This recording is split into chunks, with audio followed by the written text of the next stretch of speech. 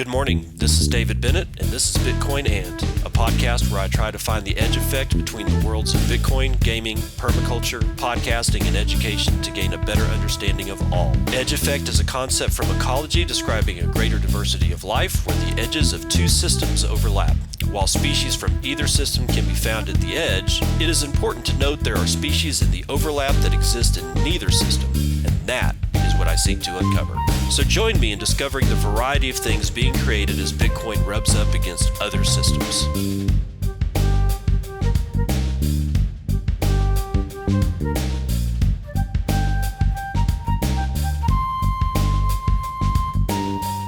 It is 9:15 a.m. Central Daylight Time, October the 2nd, 2019. This is 145th episode of Bitcoin And. So I don't know if any of you other guys out there are using TweetDeck. If you are, then you've probably noticed that TweetDeck just, took a giant dump last night sometime, and it is freaking out. So this may be a slightly shorter show because I use TweetDeck to set up the show, and I've got it pretty much, I think I've got it pretty much, laid out, but dude, looking at TweetDeck right now is like, it's almost causing me an epileptic seizure because it's got this, for some reason, when it goes through, this isn't the first time this has happened. When it's gone through this before, there's a bar at the top of the browser that switches between like hot pink, that is the warning, and then like this grayed out thing saying that you're no longer have permission to access like whatever, like linked account or your main account. You will be logged out, and then it's like got an X, and to X out of it, and you never can close it. It just pops right back up and switches between this hot pink and this gray, and it's just like this flashing light. So it's really annoying, and I'm hoping that they get this thing fixed up. Now, last night it wasn't even functional. It'd just take you right. It would just take you right to mobile.twitter.com. And so they got that fixed up, but apparently there's still some weirdness going on with it. So, be aware. All righty. Lolly apparently has dragged Priceline into their cadre of vendors. I got a at PW L22, or it might be I2, capital I22. It's hard to tell with the font that Twitter uses. Tweeted out a pic of Lolly's, like when he bought something at Priceline. It says, "Congrats, your recent purchase at Priceline just earned you an estimated," and then some amount of Satoshis. So Priceline's a big deal, man. And again, it's like you have to catch all this as it comes down the pike. You would literally have to be glued to Twitter or like just the news like 24/7, and that's not healthy. All right. So but the problem is that I completely missed that Lolly snagged a massive vendor. That's good news, man. That's really good news. Also good news is Fold app at fold_app, Fold app.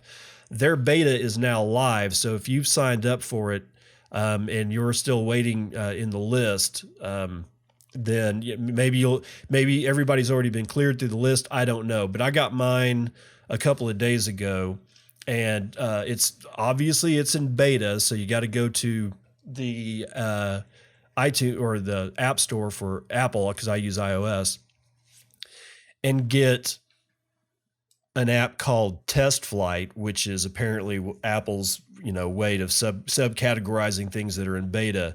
And then when you redeem the code that they give you, it lets you download the actual Fold app, which is really cool because now you can just do everything that you could do with Fold on your browser. You can do it directly through an app on your phone, which makes it so much easier to navigate. And they've added the feature where you can just link a credit card or maybe just a credit card, maybe a credit or debit card. Not sure. I've looked at it. I looked at it last night, but haven't really gotten a chance to do anything with it. But you can link, your credit card at least, and get fiat driven right into your Fold app, and then you can either pay with fiat, or you can convert it into Lightning, or you can I think you can also do a main chain transaction. So you have like any manner of ways to get sats, basically get sats back on purchases through places like Best Buy.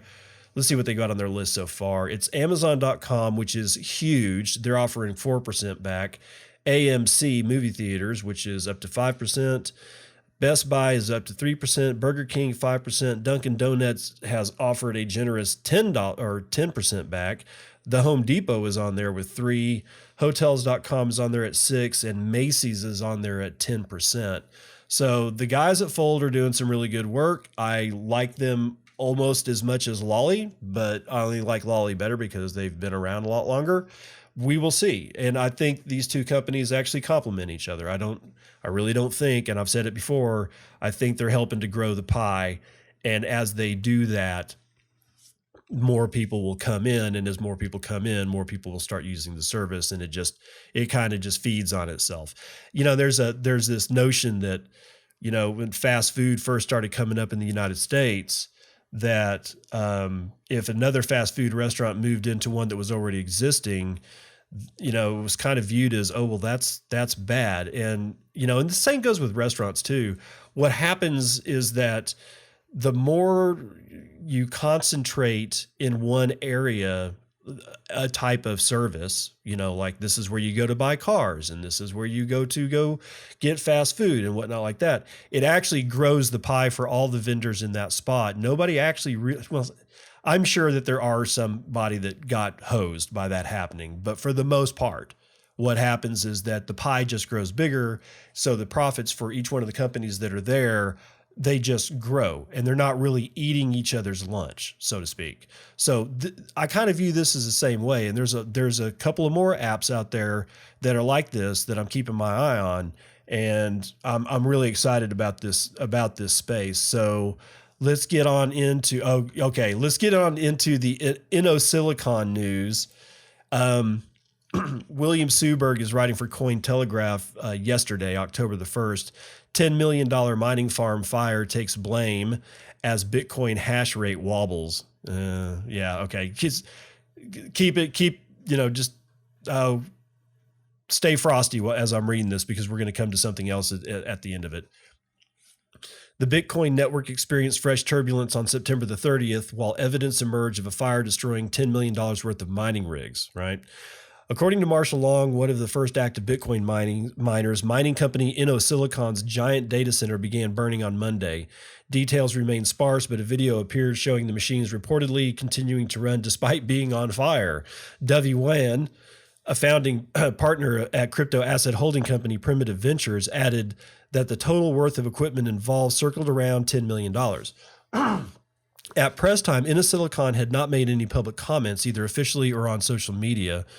Commentators on social media were swift to air concerns that the blaze was to blame for a reported drop in Bitcoin's hash rate.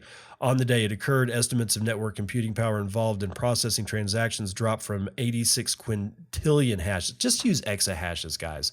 From 86 exahashes per second to 82 exahashes per second. As previously noted, however, hash rate estimates provide only a limited view of Bitcoin's overall health. Last week, what appeared to be a 40% hash rate plunge later was widely ignored by technical graphs. As Cointelegraph reported previously, the rainy season in China's northwestern Sichuan province had spelled disaster for at least one more mining farm on August the 20th. And if you saw that video, you just basically saw an entire corner of a mining farm just get taken out by a wave of water and mud coming down a mountainside. It was quite the sight to behold. I'd be scared as shit to be there, though. The guy taking the video, God bless him.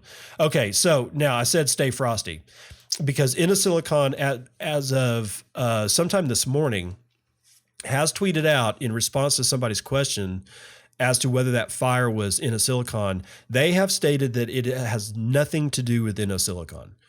We will have to wait and see if it actually was or wasn't. But InnoSilicon's Twitter account is saying that fire had not a damn thing to do with them. So be aware. You be aware, because people like Emin, Gun Sarir, or however you pronounce his name, is going to is going to FUD that. Okay. They're going to use that as FUD ammunition. It's hard to tell what the hell's going on until an official statement comes out from Silicon, which will probably be by the time I finish this show up. We don't really know what the hell happened. So there's that. Just, keep it in mind. Okay. This is another, it's not an app yet. This thing called Give Bitcoin, and you can find them at givebitcoin.io. Give Bitcoin is all one word, has come onto the scene. And I have signed up for it because I like, signing up for these things so that I can get access to it, so that I can look at it and tell you guys about it. There's not much to say, or there's not much written about this yet from the Give Bitcoin site, but it's interesting. Let me take you through this. Give Bitcoin, the thoughtful gift of better money. And then there's a button for sign up to be notified when we launch, refer others to get priority access. So you watch me shill my ref code. Like, dude, so going to shill that ref code. Okay. So there's 5 bullet points here. Okay. 1, giving the gift of Bitcoin, not just Bitcoins. Give Bitcoin is the best way to give Bitcoins to friends and family and help them learn and experience the world of Bitcoin. And they're correctly using capital case or uppercase and lowercase Bitcoin. For uppercase Bitcoin, normally talks about the whole network, where Bitcoin was with a little b is the actual Bitcoin token, which you can subdivide into Satoshis. 2, creating hodlers or hodlers, however you want to pronounce it.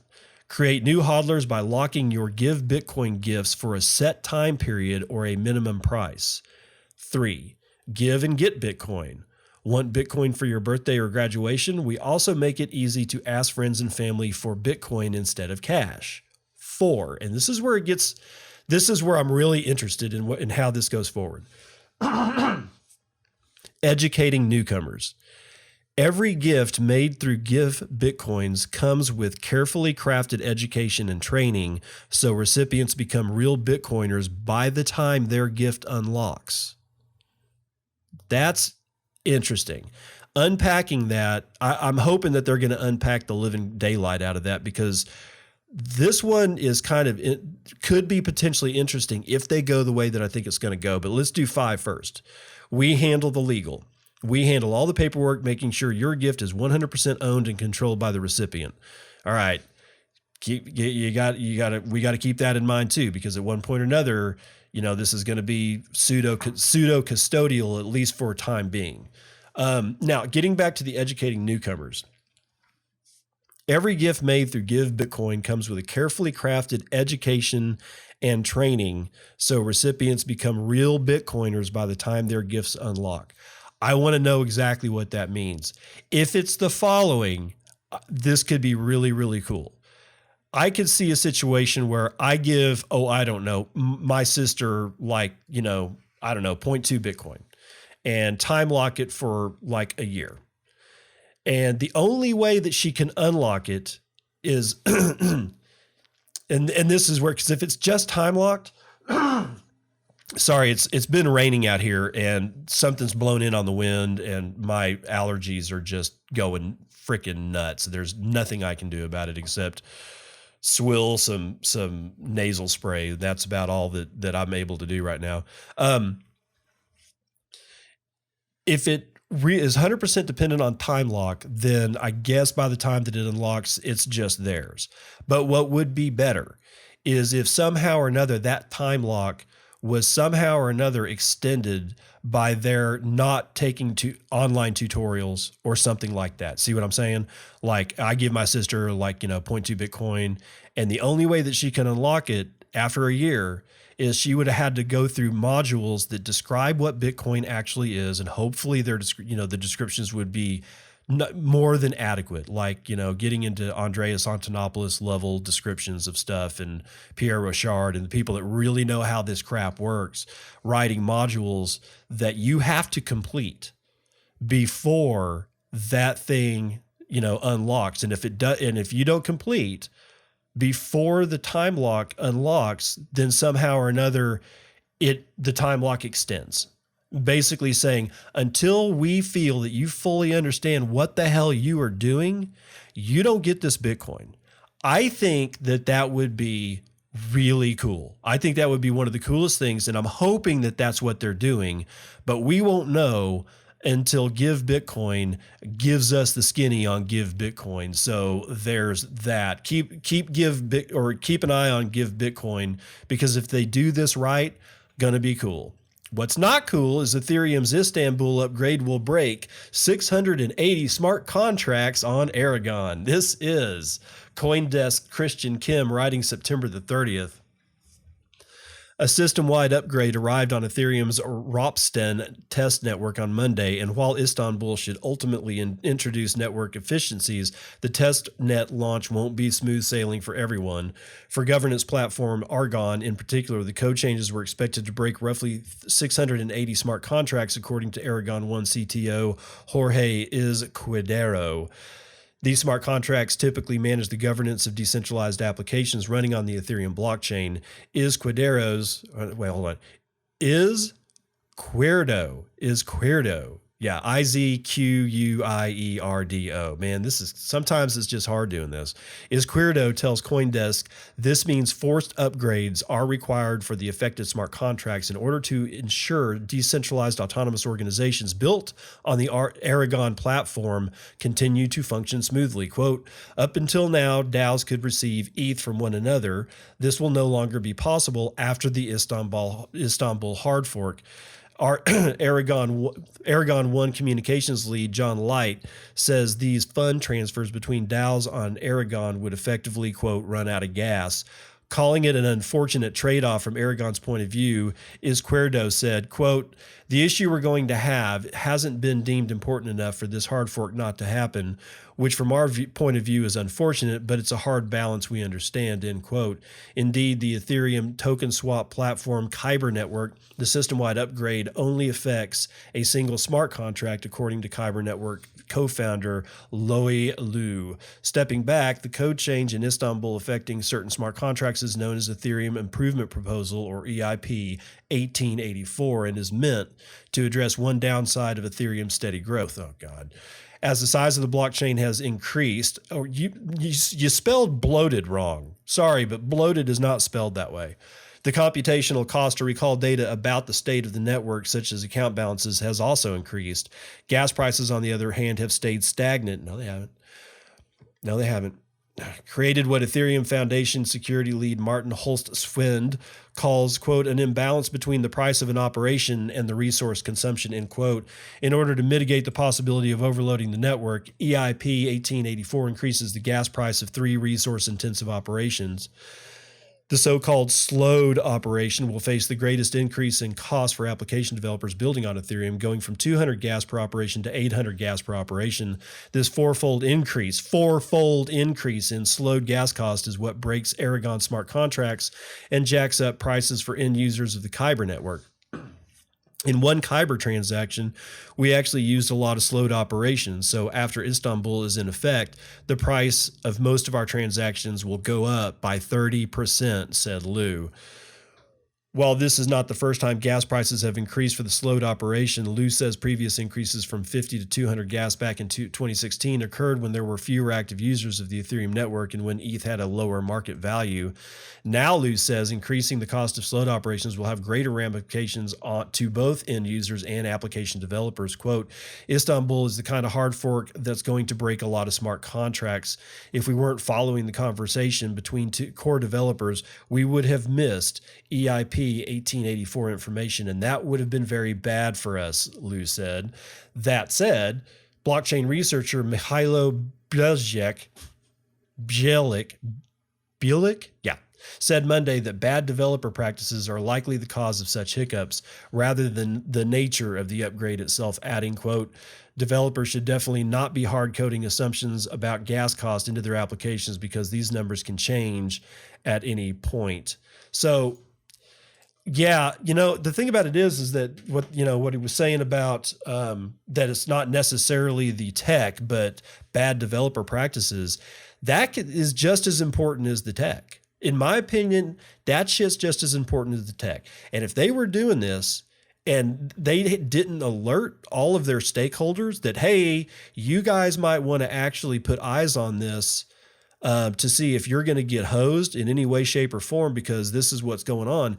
These guys, from reading this, it sounds like they were just lucky that they were monitoring the chatter traffic between the developers to catch this shit, because none of the developers seem to have reached out to any of these people saying, dude, something's going to change and you're probably going to need to look at it. I'm sorry, that's unacceptable. Stellar wants to remove inflation since it no longer serves its purpose. William Suberg, writing for Cointelegraph as of October the 1st.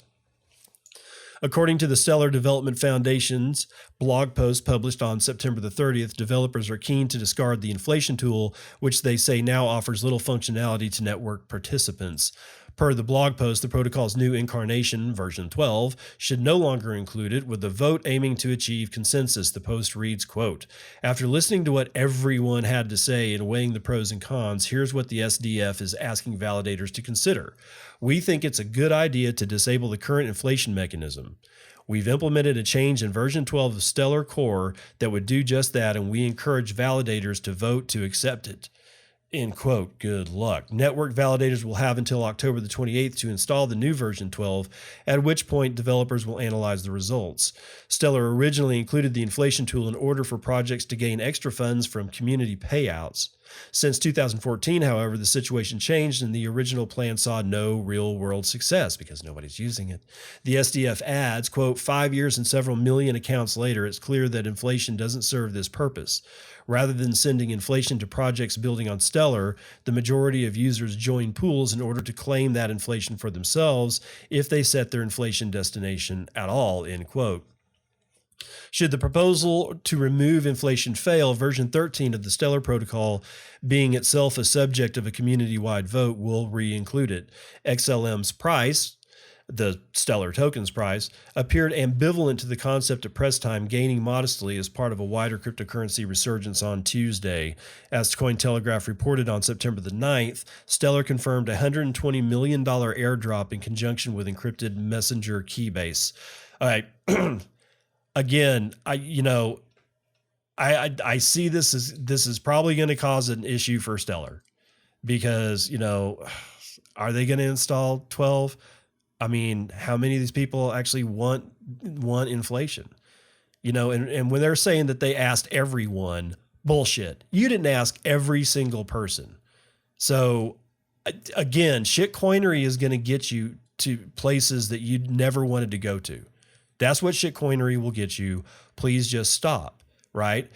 As for the Stellar airdrop on my keybase, as I've stated before, I immediately sent it, or it may have been the next day. I'm not sure. But as fast as I could get to my computer and get to my keybase, open that son of a bitch up, I found Tor Project Stellar address for donations and immediately donated everything but one Stellar to the Tor project. Why did I keep one Stellar? Because I had to. I could not drain my wallet. It's like, no. You have to have one Stellar in your wallet. So, there's that one. Okay, more Ethereum bad news. Ethereum name service auction exploited to grab Apple domain, and it cannot be undone. This is CoinDesk's William Foxley writing yesterday.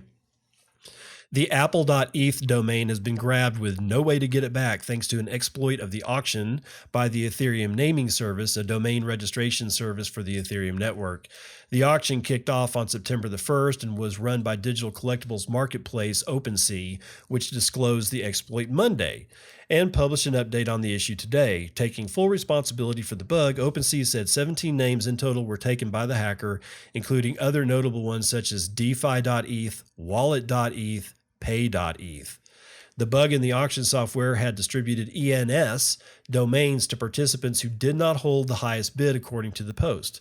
Further, OpenSea stated, quote, one user discovered an input validation vulnerability that allowed them to place bids on a name that actually issued a different name. God, it gets just worse.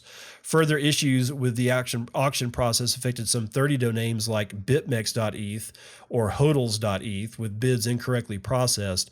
None of these domains were involved in the exploit, however. An alternative web standard to the Internet Domain Service, DNS, let me try that again. An alternative web standard to the Internet Domain Service, DNS, ENS operates on the Ethereum blockchain. Unlike DNS, domain names cannot be forcibly retrieved once allocated to a party thanks to the immutability of the ledger the information is stored on. Well, unless you have a DAO hack. OpenSea explained, quote, a blessing and a curse of blockchain-based digital assets is that once they have been distributed, it is impossible for them to be revoked. Bullshit. Sorry, that's BS. We saw it with the DAO. Stop it. Just stop it. Continuing, we can't redo the auction for the names that were sold in an invalid fashion, end quote. As such, the firm has asked for the domain names to be returned so they can be re-auctioned. A reward of 25% of the final auction price plus the original bid will be given to the hacker, the blog states. Apple.eth and 16 other hacked domains have been blacklisted by OpenSea. ENS is considering blacklisting the names as well. I'm assuming that meant other names. ENS did not respond to questions from CoinDesk by press time. Oh, just an absolute circus. An absolute circus. First, you go around telling us that it can't be undone when we're talking about Ether, or the Ethereum network, which it was undone when the DAO hack happened. It resulted in Ethereum Classic. Okay, so this is still on the network. This is something you could probably roll back. The fact that you won't do it is because you're going to catch so much crap for it that it would be untenable. So now you have to beg for it back when you were incompetent in the first place. Again, shitcoinery will take you to places that you never imagined you ever wanted to go, and they're not good. Like I would never imagine that I'm going to go to hell. And if I was a shitcoiner, that's exactly where I'd be right now going, how the hell did I get here? Cointelegraph's Marie Huliet is writing that altcoin platform CoinExchange.io closes for financial reasons. Shitcoinery is going out of style, y'all. In an official announcement on October the 1st, the platform noted that the closure was purely a business decision and is not connected to any security breach or other incidents. CoinExchange.io is currently seeing daily traded volumes of roughly $700,000, according to CoinMarketCap, and supports over 500 altcoins. God, could you imagine? The platform stated, quote, unfortunately, it is no longer economically viable for us to continue to offer market services. The cost of providing the required level of security and support now outweigh our earnings. Yes, shitcoinery got you to a place that you never imagined you'd go. Trading and deposits on CoinExchange.io will be suspended on October the 15th. All traders are also requested to halt any activity as soon as possible. The website and withdrawals will remain operational until December 1st, the deadline by which users are asked to remove all the remaining funds. CoinExchange.io has said that it may return in the future should market conditions change. As Cointelegraph previously reported, CoinOne Global Exchange, a Malta-based platform launched by major South Korean exchange CoinOne, has terminated its services in mid-September. Also in September, Thailand's leading cryptocurrency exchange Bitcoin Company Limited had announced that it would not be seeking to hold a digital assets exchange license from securities regulators in 2020 and would therefore halt all trading operations. Again, you're in the realm of pure garbage, and it's coming back to bite you in the butt.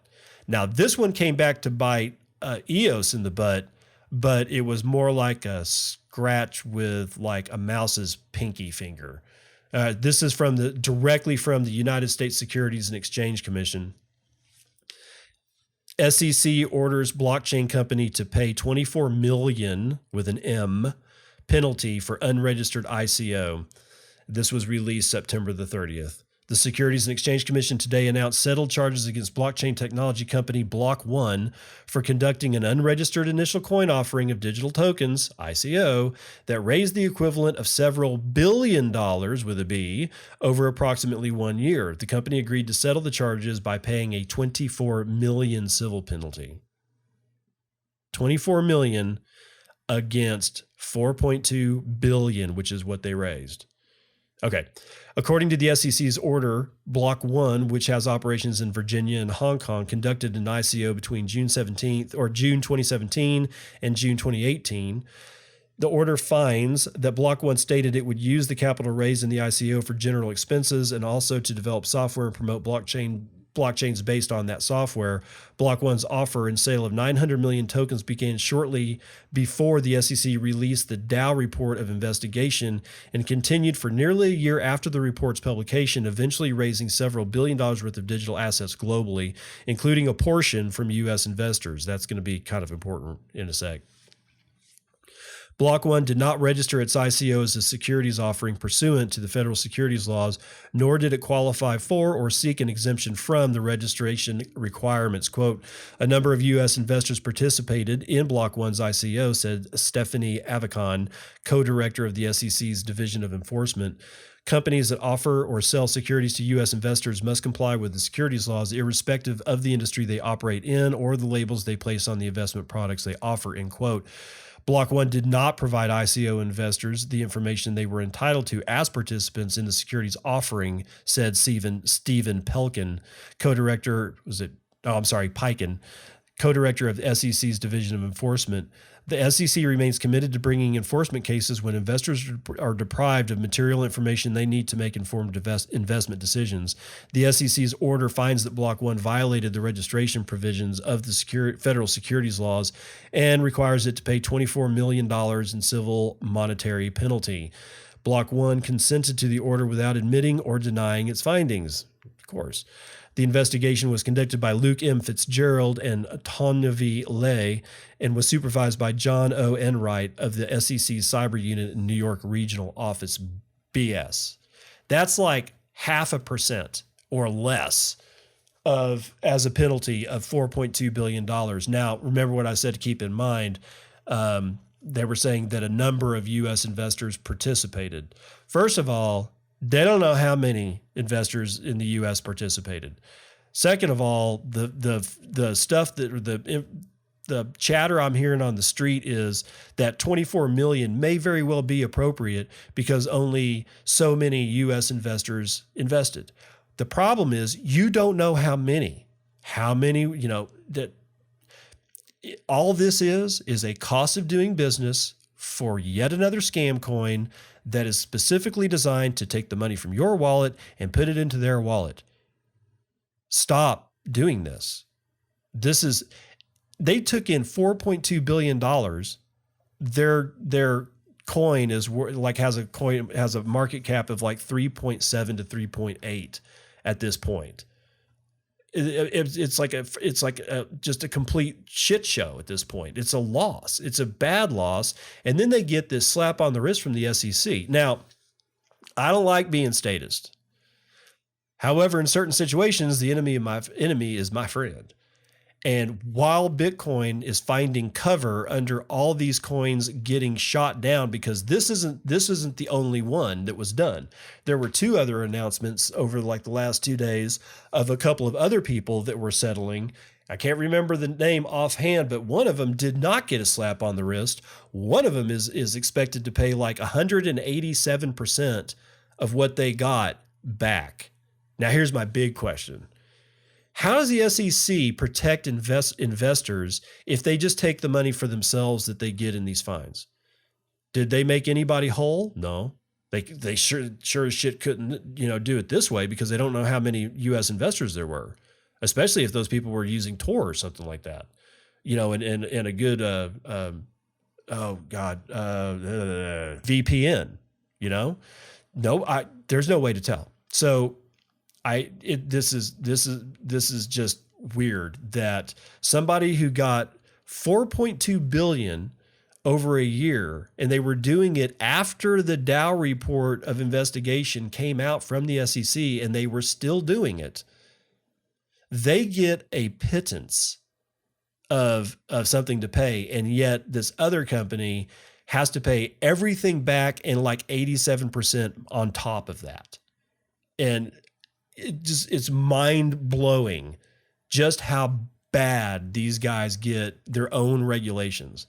Because as far as I can tell, EOS is a security. It always was a security. It fails the Howey test, or I guess depending on how you look at it, it passes the Howey test insofar that it meets all of the three things necessary for the Howey test to say, yeah, this is a security. So, but expect more of this, a lot more of this. This is going to be going on all the time. And the only thing they really can't get to right now is Bitcoin, but they can get to all the rest of these people because they have addresses, they have bank accounts, they have a physical location that they can be found in. This is why we Bitcoin. Moving on. Crypto escrow firm chief charged over alleged $7 million fraud. This is CoinDesk's William Foxley writing October the 1st. According to U.S. Attorney's Office of the Southern District of New York, John Barry Thompson, of Volantis Market Maker, is accused of committing 2 counts each of commodities and wire fraud for false claims concerning the acquisition and sale of $7 million worth of Bitcoin. The United States Commodity Futures Trading Commission also leveled civil charges against Thompson on Monday. In a complaint filed earlier this summer, a grand jury alleged that Thompson defrauded 2 companies out of funds intended for Bitcoin purchases in 2018. At the time, Bitcoin traded for just under $8,000 per coin, according to Statista. Thompson is said to have told both firms that Volantis was filed as a limited liability company in the state of Delaware, although no records exist for that registration. Volantis operated mainly out of Pennsylvania, according to the complaint. One of the fraudulent transactions is claimed to have occurred in June and July of 2018, with Company One giving Thompson $3 million to facilitate tranches of Bitcoin purchases. As described in the complaint, Company One was an over-the-counter trade desk. The complaint states that Thompson sent the funds to a third-party escrow service which never purchased the Bitcoin promised or returned the funds. Thompson repeatedly lied to Company One on the state of the transaction and where the Bitcoin resided, saying, "Cash is with me, coin is with me." Thompson further claimed there is no risk of default since Volantis controlled both sides of the transaction. Company One neither received the Bitcoin promised nor had its $3 million been returned, according to the attorney's office. A similar story had played out earlier that year with Company Two, an Irish investment firm named Symphony. In March of 2018, Thompson entered into a contract with Symphony as a facilitator in a $4 million Bitcoin purchase. Thompson used an undisclosed third party to facilitate the transactions, to whom he gave the capital without receiving Bitcoins in return.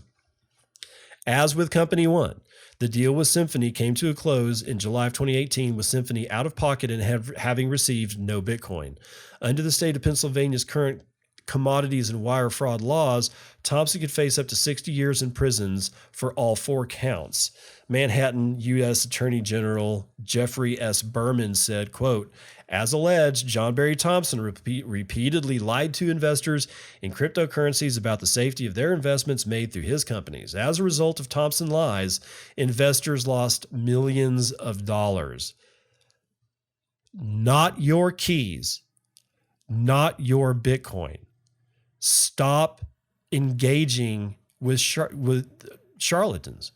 This guy is a charlatan, and how the hell he was able to pass this off can only speak to the general ignorance that is still around in our industry. All right? The ignorance needs to be cleaned up like trash on streets. How? I don't know. But the more and more people that try to grow the pie, as you're growing that pie, sweep up the shit, okay? Because it's going to be a lot easier for these people to trust this thing if they're not constantly being hit by people claiming to buy Bitcoin for them on their behalf. That statement alone should send you running away. If you can't Take the time. If you're going to spend $3 million on Bitcoin and you can't take the time to research how to do it your damn self, you probably don't need to be buying $3 million or $4 million of Bitcoin. That's just my opinion, though. But still, yeah. Wash trading plunges by 35% as crypto exchanges start to play fair. Yeah, we shall see. Jimmy Aki, writing for Bitcoin Magazine on October the 1st, the Blockchain Transparency Institute, a compliance investigation agency within the cryptocurrency and blockchain space, is reporting that wash trading across cryptocurrency exchanges has drastically diminished. Specifically, according to the recent BTI market surveillance report, global wash trading among the exchanges listed in the Institute's top 40 was reduced by 35.7% since the start of 2019. The practice of wash trading has been a fixture in the global asset market for decades. If they sense low trading volumes, investors can manipulate the market by simultaneously selling and purchasing an asset, thus misleading investors by creating the illusion of high activity. Wash trading has been a persistent allegation laid against the cryptocurrency space by its critics, with many believing that cryptocurrency exchange operators are in the habit of reporting fake volumes to prop up their trading volumes and manipulate market participants. In March 2019, Bitwise Asset Management criticized cryptocurrency exchanges for reporting fake data volumes in a filing for a Bitcoin exchange-traded fund. At the time, the company claimed that up to 95% of volumes reported on unregulated exchanges were either faked or non-economical. Meanwhile, our favorite person, Nouriel Roubini, a professor at New York University's Stern Business School and vocal critic of the cryptocurrency space, has written extensively on the drawbacks of cryptocurrency in his book, The Great Crypto Heist. I don't know why they slipped that in there. Come on, Bitcoin Magazine. That doesn't really belong there. Whatever. Okay, so BTI seems to be fairly confident that wash trading among exchanges have been drastically stemmed since the beginning of 2019. Its surveillance report identifies Kraken, Poloniex, Coinbase, and Upbit as the cleanest cryptocurrency exchanges in regard to wash trading since the beginning of 2019. On the flip side, OKX and Buybox were identified as the cryptocurrency exchanges with the highest percentage of wash trading, with fake volumes exceeding 75%. As for individual cryptocurrency assets, live tracking data from BTI showed that 50% of reported Bitcoin trading volumes were fake. Ether, XRP, Litecoin, the largest altcoins by market cap, have wash trading levels of 75%, 55%, and 74% respectively. Of the top 25 cryptocurrencies, Ethereum Classic, Monero, and Dash were found to be the most heavily manipulated, with over 80% in wash trading levels for each. Wow. So, yeah. I guess it's good that the wash trading is going down, but we shall see, because you never know what'll happen that will cause them to flip a switch and go, oh, let's have wash day. We gotta have some wash day. All right, let's see. Let's do this last one because it's important. It's part of the Hong Kong thing. Bitcoin volumes in Hong Kong skyrocket via local Bitcoins amid citywide protest and unrest. And that is written as of this morning. This is coming out of the block, so let's read what they got to say. Hopefully they're going to, not be blocky like they've been. Hong Kong has seen a sharp increase in Bitcoin volumes in recent weeks as the city reels from protests and unrest. Peer-to-peer exchange local Bitcoins recorded its third highest weekly BTC volume at $1.42 million US, or 172.8 BTC in the last week. The highest weekly BTC volume on local Bitcoins was recorded in December of 2017 at 1.53 million, followed by 1.51 million in January 2018. Hong Kong has been witnessing the worst unrest in more than 50 years amid worsening political tensions. Protesters have been rallying since June, when the general public started opposing a bill that would have allowed the extradition of those convicted of crimes to mainland China and Taiwan. The bill had been withdrawn, but the protests are still ongoing.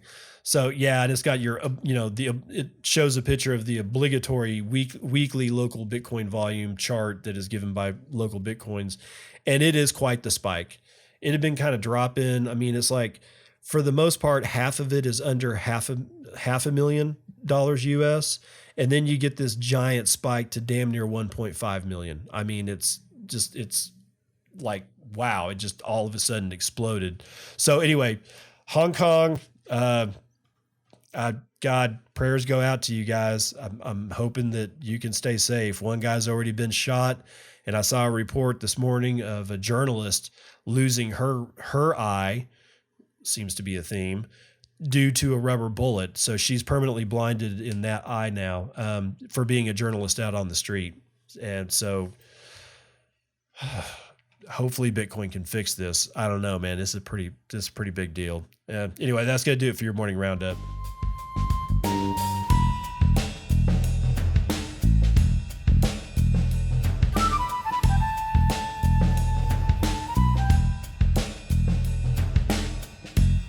Vital statistics brought to you by bitinfocharts.com, mempool.space, and 1ML, respectively. Let's get through the prices here. Bitcoin is at 8,241. It looks like the high is over at Coinbase Pro at 8,241 and 74 cents. Looks like the low is going to be over at HitBTC at 8,231. 350,000 transactions have been made over the last 24 hours, with an average transaction number per hour being around 15,000.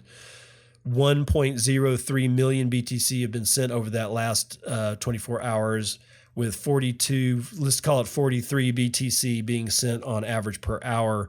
Average transaction value is 3.01 BTC, and the median transaction value is 0.034 BTC, or right around $282. Block time is low at 9 minutes 10 seconds. We have 0.27 BTC being taken in fees on a per block basis, and 42.7 BTC being taken in fees overall in the last 24 hours. We've had an increase of 12% in hash rate, bringing us back over 90 to 93.5 exahashes per second. The last commit to the GitHub code base was sometime this morning. Ethereum is at 176, Bcash is at 223, Litecoin is at 55.50, BSV is at 83.50, Ethereum Classic is at $4.60, Dogecoin is at 0.0024, and Dogecoin is beating Litecoin in the last. Hell, that's interesting. Dogecoin at 23,995 is beating Litecoin transactions over the last 24 hours at 22,000, but smoking Bcash, who only has 17,166 transactions in the last 24 hours. Oh God, you poor guys. Try not to deal with this level of crap, because it's just, shitcoinery is just, like I said, it's going to take you to places you never wanted to go. We are shallow in the mempool right now, folks. We are one block deep and only 3,000 transactions. So there's some slowdown going on, even though we've got increased hash rate. There we go. Now we're 2 blocks deep. And yeah, so it's this coming online. All the blocks that have been processed that I can see on my screen over the blocks that have already been minted, they're all above 1 megabyte. So I'm not seeing any weirdness there.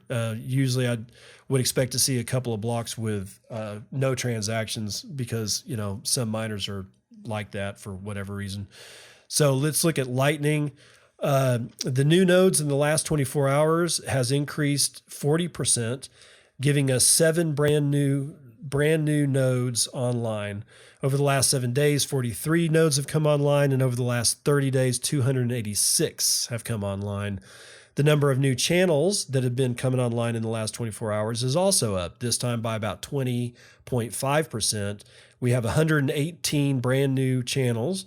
And in the last 7 days, we've had almost 800 new channels. And over the last 30 days, we've had almost 5,000 channels.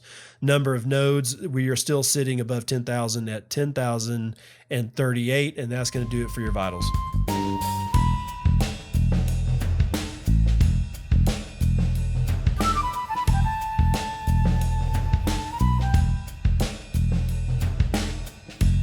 I know some of you guys are going to hate me for this, but we're going to do some Dream Theater. I know. If you don't know who Dream Theater is, there's a group of guys that got together when they were all at Berklee School of Music, And a lot of bands formed this way. They all dropped out before they got their degrees at Berklee. I had a buddy that got his degree at Berklee School of Music, and it was fascinating listening to him talk. You know, like I think he took a class from the guitarist of Boston, Tom Scholes, about engineering and outboard gear, because Tom Scholes was an electrical engineer, if you didn't know that, and he built all manner of electronic devices, which is what resulted in Boston's unique sound. But be that as it may, he came back with all kinds of stories about Berklee and all these weird bands that were forming. Well, Dream Theater was one of those bands. They're a progressive rock band. So they're grouped in with like things like Rush and some of the other some of the other bands that I like, but they're really good. I mean, I can't just, I can't go along with the other people who go, roll their eyes, Dream Theater, oh my God. I'm like, have you heard them play? Because they're actually pretty damn good. Now, as far as, is it the best music in the world? No, I've got like one of their albums, and this is where this particular tune comes off of. But it's pretty decent cut, man. So let's spin it up with Dream Theater.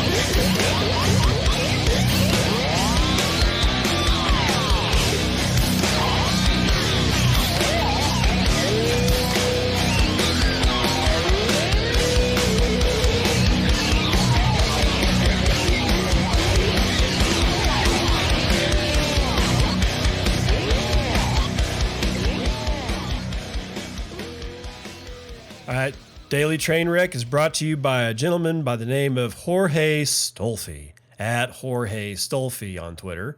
He's replying to something Hearns said. He says, by the way, you cannot send BTC through the internet. They don't exist. Not even in the sense that a digital image exists. There is only a ledger that says, quote, N coins are assigned to address X, end quote. Doesn't even say which coins. You can only ask miners to change X to Y.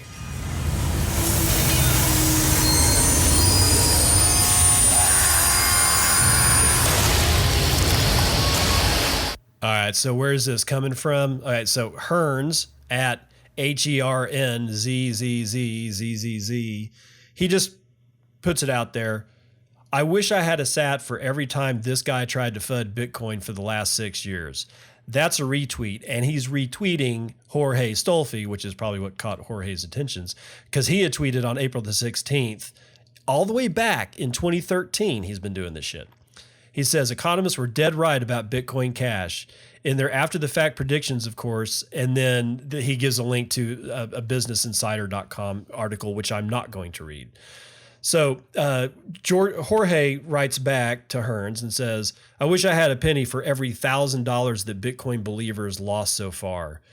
Hearns, not to be outdone, writes back and says, I'll send you a penny's worth of Beanie Babies via the internet.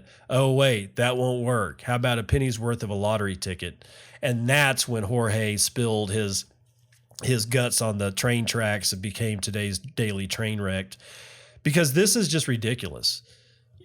I mean, the fundamental misunderstanding by this gentleman on at least two major issues when it comes to Bitcoin, you can't ask miners. That's ridiculous.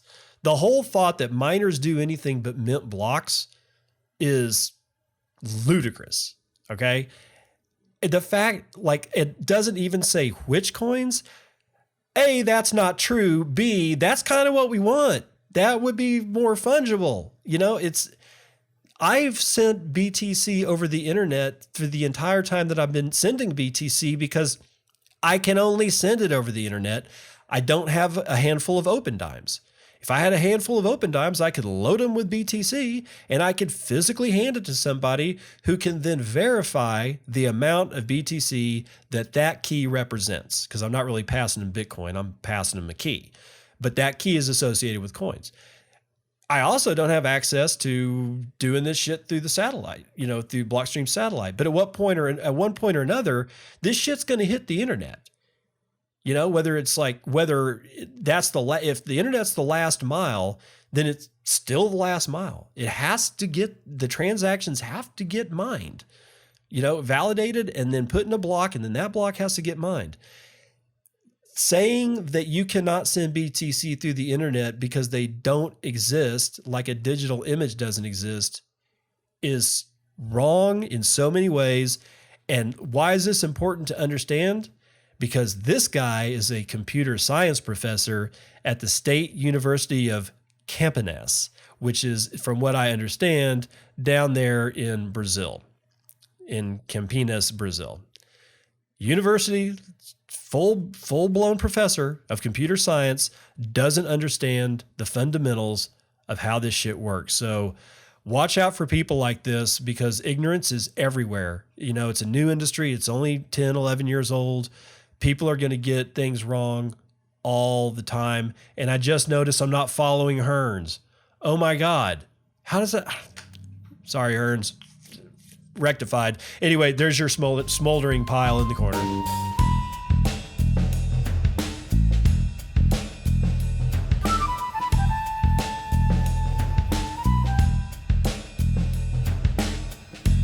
Terrible Joke Corner is brought to you, as usual, by Dad Says Jokes, at Dad Says Jokes on Twitter. Every morning at breakfast, I tell my family that I'm going for a jog, and then I don't.